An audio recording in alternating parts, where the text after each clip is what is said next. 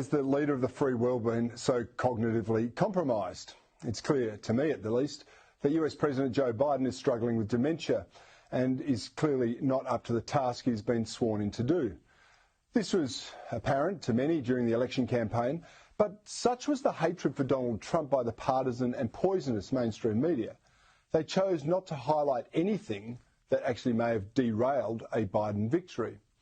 Even now, after he's been sworn in, many of them are still refusing to speak the truth about Biden's lack of capacity. It was quite telling that while President Biden was playing Mario Kart and napping all of last weekend, apparently he had no official duties, his ambitious deputy Kamala Harris was telephoning foreign leaders. That's a novelty for a vice president. And this week, he emerged to participate in a sanitised town hall being interviewed by the Bidenista, Anderson Cooper of CNN. Biden promptly gave away his teleprompter and the result was nothing short of a disaster. Biden started off by excusing the genocide against the Uyghur people by the Chinese Communist Party.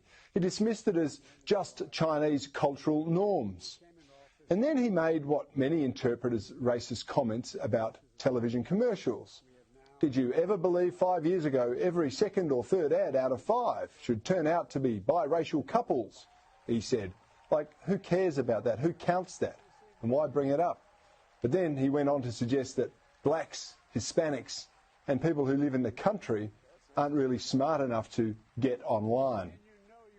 A lot of people don't know how to register. Not everybody in the community, in the Hispanic and the African American community, particularly in rural areas that are distant and or inner city districts, know how to get online to determine how to get in line for that COVID vaccination.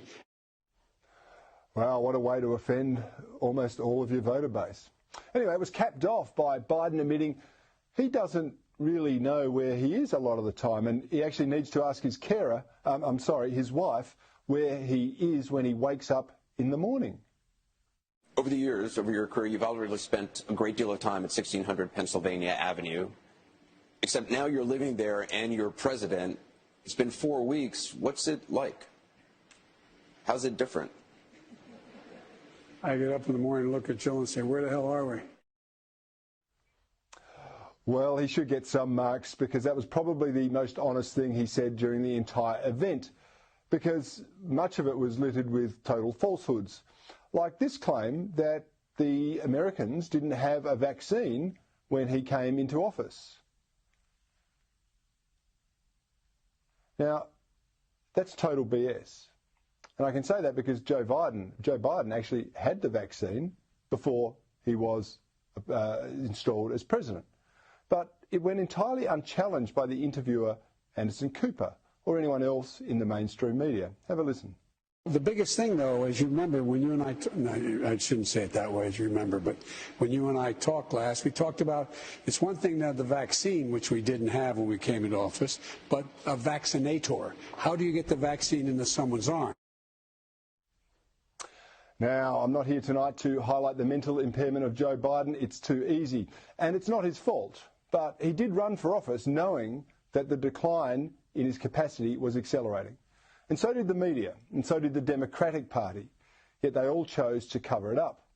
Just like many of them sought to cover up the Hunter Biden laptop and cash for access scandals.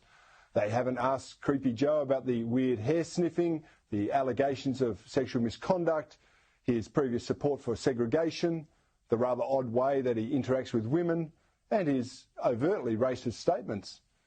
Now, these excuses for journalists are continuing the cover-up of Biden's presidency. And reporting on the dumpster fire that was the Biden town hall, many media outlets simply omitted the gaffes, the lies, and the clear Chinese propaganda lines. It's like they're running a Biden protection racket, while simultaneously protecting themselves from admitting their unconscionable conduct during the election campaign was instrumental in having this man elected as president. It's all rather pathetic, but even usually smart people are blinded by the nonsense put out by the mainstream media. They believe every perceived sin